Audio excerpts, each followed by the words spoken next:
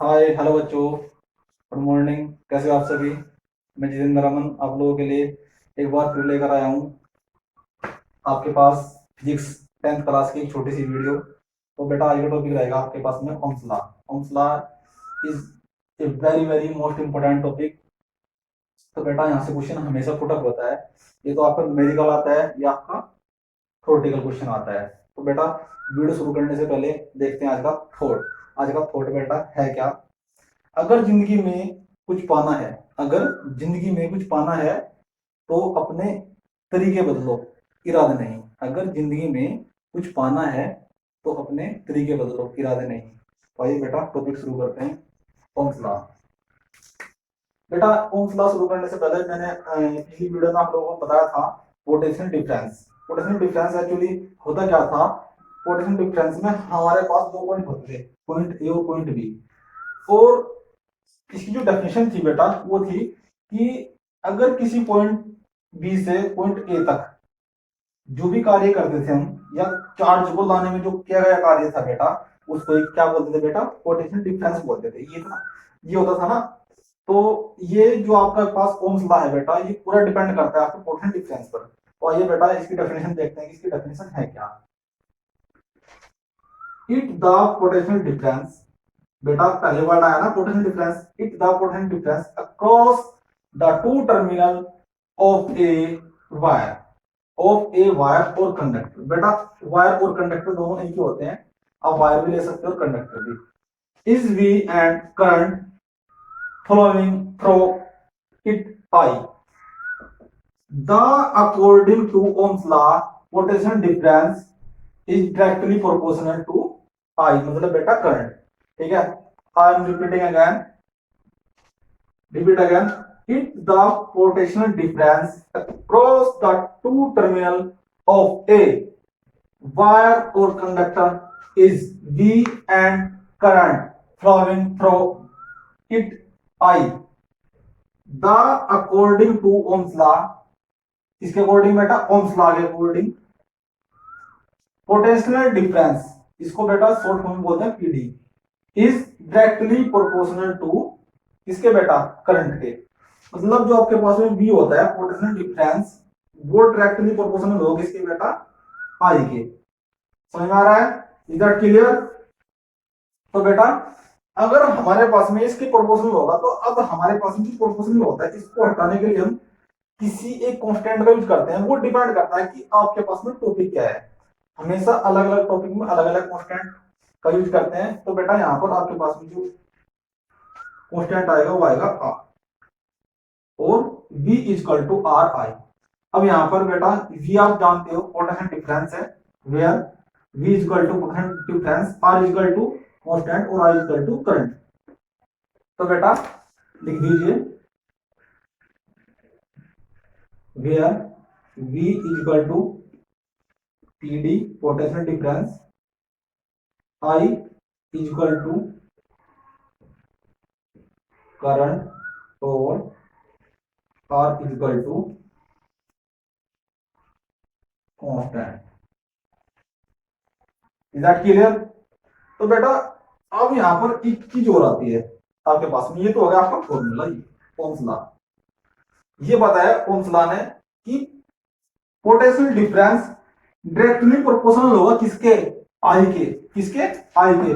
तो ये रहा आपके पास में फॉर्मूला। अब यहां से कुछ न्यूमेरिकल वैल्यू के लिए फॉर्मूले आते हैं जो आपके इस प्रकार से होंगे।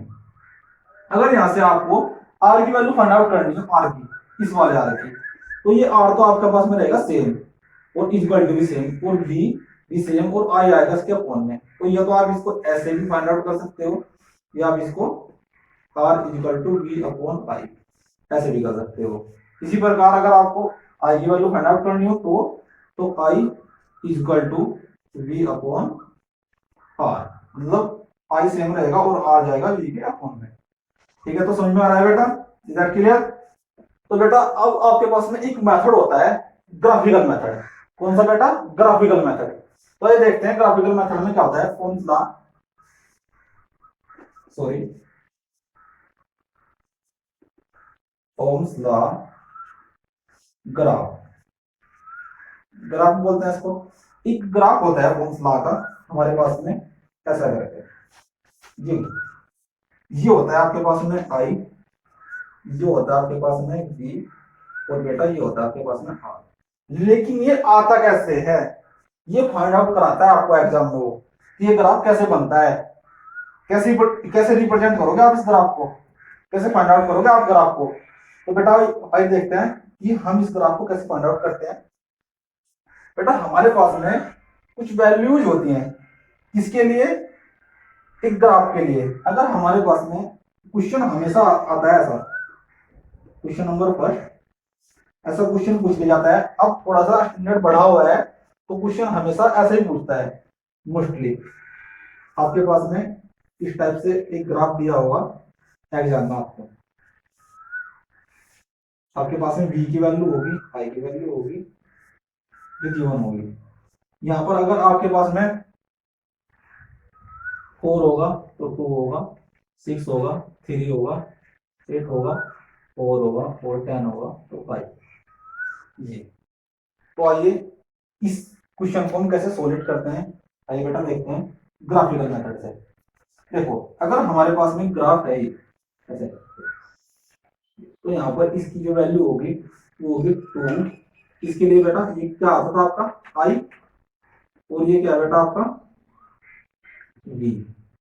ठीक है, तो यहाँ पर 2 3 4 5 किसकी बेटा i की वैल्यू 3 4 5, और सेकंड में 4 6 8 4 6 8 12 10 ये होता है। अब देखिए यहाँ पर जो हमारे कोऑर्डिनेट होते हैं बेटा वो होते हैं 0 0। हमेशा यहाँ पर जो कोऑर्डिनेट होते हैं वो हमेशा हमारे क्या होते हैं बेटा 0 0। तो बेटा इस मेथड में होता क्या है, आपको डायरेक्ट क्या डिवाइड करना होता है, 4 को 2 से, 6 को 3 से, 8 को 4 से और 10 को 5 से। अब आप ये कहोगे सर आपने तो बता दें लेकिन ग्राफ कैसे डिफाइन करेंगे, हम ग्राफ कैसे बनाएंगे। हाँ तो बेटा ये देखते हैं ग्राफ कैसे बनता है।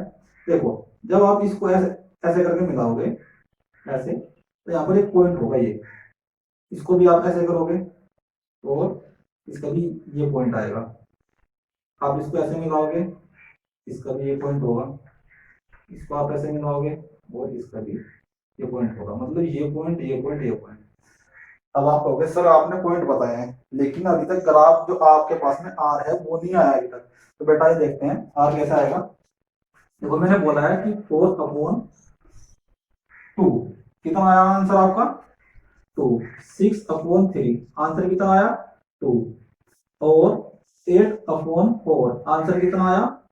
मतलब बेटा जो आपके पास में आर है ना, आर हमने बताया कि क्या बेटा कांस्टेंट है, क्या है कांस्टेंट। तो आर की जो वैल्यू होती है वो हमेशा सेम रहती है, मतलब कांस्टेंट की जो वैल्यू होती है वो कभी चेंज नहीं होती। तो इसलिए ये जो इसकी वैल्यूज होंगी, मतलब जैसे जैसे आपके पास में v बढ़ेगा ऐसे ऐसे ऐसे आपके पास में i भी बढ़ेगा। मतलब अगर v इंक्रीज होगा तो i भी इंक्रीज होगा, v अगर इंक्रीज होगा तो i भी इंक्रीज होगा। तो ये एक आपके पास में ग्राफिकल मेथड होता है। इसके लिए देखो r की वैल्यू यहाँ पर सेम, यहाँ पर सेम, यहाँ पर सेम, मतलब यहाँ पर 2 आएगी, यहाँ पर भी 2 आएगी, यहाँ पर भी 2 आएगी, यहाँ पर भी 2 आएगी, मतलब r की वैल्यू हमेशा कांस्टेंट होती है। ये होता है आपके पास में ग्राफिकल मेथड। तो ग्राफिकल मेथड में हमेशा क्वेश्चन जो अभी जो लेटेस्ट जो बेटा क्वेश्चन आता है आपके एग्जाम में वो इस टाइप से आता है। आपके पास में v की वैल्यू और i की वैल्यू गिवन होंगी ग्राफ में, ऐसे करके एक टेबल सी होगा आपके पास में, और ऐसे आपको गिवन होंगी किसकी वैल्यू v की वैल्यू और i की वैल्यू। तो बेटा ऐसे आपको ग्राफिकल मेथड से पूछता है, और ऐसे आपको v और i और r में से किसी दो की वैल्यू गिवन होगी और थर्ड की वैल्यू पूछ लेगा, वो 2 की वैल्यू गिवन होगी और थर्ड की वैल्यू पूछ लेगा। i अगर पूछता है तो ये फॉर्मूला होगा, r पूछता है तो ये फॉर्मूला होगा, v अगर पूछता है तो ये फॉर्मूला होगा। तो बेटा आज की वीडियो में इतना ही। आइए अब अगली वीडियो में देखते हैं हम बेटा रेजिस्टेंस कांस्टेंट क्या होता है। रेजिस्टेंस कांस्टेंट मतलब बेटा की रेजिस्टेंस क्या होता है, आपके पास में जो r होता है इसको रेजिस्टेंस भी बोलते हैं। क्या बोलते हैं बेटा रेजिस्टेंस। तो अगली वीडियो में आइए देखते हैं बेटा रेजिस्टेंस क्या होता है। Okay thank you class.